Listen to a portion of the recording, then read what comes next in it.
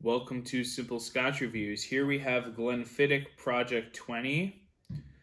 It is a NAS single malt Scotch whiskey bottled at 47% ABV, which is uncharacteristic of typical Glenfiddich whiskeys, as those are usually at 43 or 40%.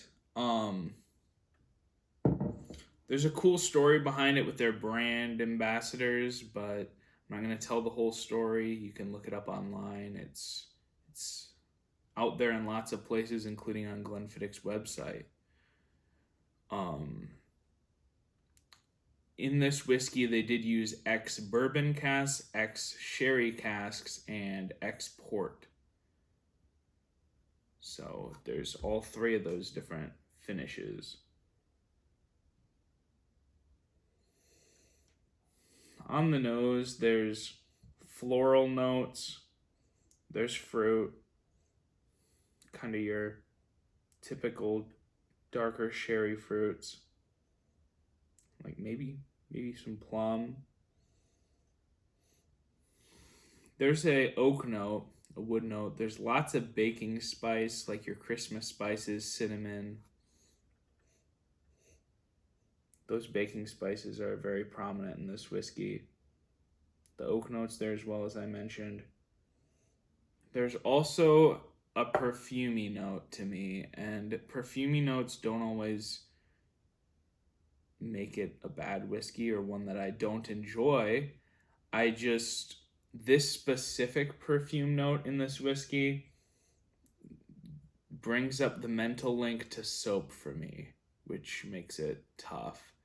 Which obviously everyone has different tastes. Some of you may not get that experience. You might not even get a perfumey note, but I get a perfume note, and it's a specific perfume note that ties it back to soap for me, which is not what I get in every perfumey note in whiskey.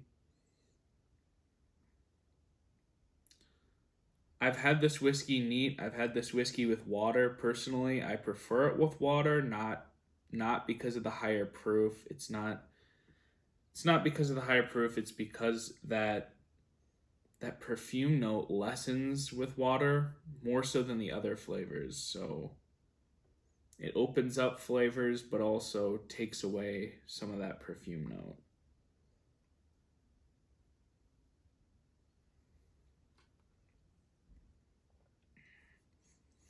It's sweet.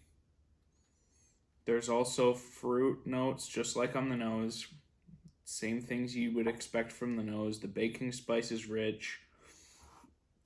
In my notes, I put cinnamon. At one point, I did taste cinnamon specifically, but that warm baking spice is definitely prominent. The perfumey note that I get is much less prominent on the palate than it is on the nose. Especially once you add water. I guess I should clarify with that. Before you add water, this whiskey has quite a bit of that note that I'm getting on the palate, which isn't exactly my favorite.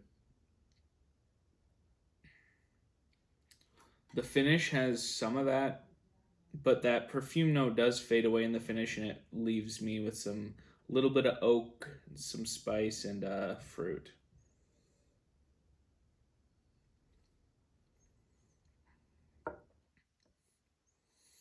A portion of the whiskey was finished in port pipes, but it'd be interesting to try a just port finish Glenfiddich. I've not had the opportunity to do that. I'm not sure how many options of that there are out there. None available where I'm at. No online ordering allowed here. But overall, I think I wouldn't buy this whiskey again personally. I wouldn't recommend this whiskey because of that perfume note. However, I know other people. I've tried this whiskey with other people that didn't get that perfume note, but I wasn't the only one. So, out of 4 people that I've tried this whiskey together with, 2 of us got that perfume note, and both of us thought it was a soap note. So, it's not just a me thing, but it's not everyone that gets that note. It was interesting to have a Glenfiddich that was at 47%. I hadn't had anything over 43% from them, and I don't regret getting it. It's just not one that I need to get again.